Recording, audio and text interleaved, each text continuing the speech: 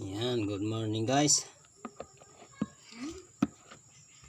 Ito po yung ating ginawa na DIY. Ayan, charger sa ating mga cellphone. At gumagana naman. Ayan. Kasi nga po, 4 na araw na po tayong walang current ng Codelco sa ating barangay. Ayan po. Ito po yung ginawa ko pansamantala na pag-chargean ng ating mga cellphone. Ayan.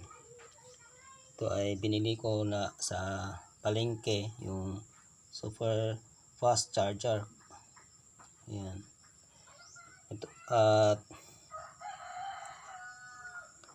kinonekta ko po sa ating solar para at least makapag-charge.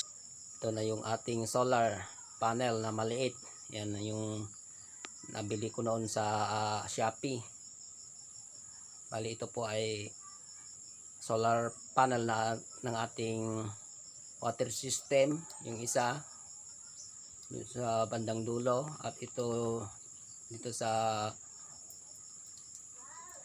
harap ay ito yung solar panel ng ating battery para makapag-charge ang ating mga cellphone.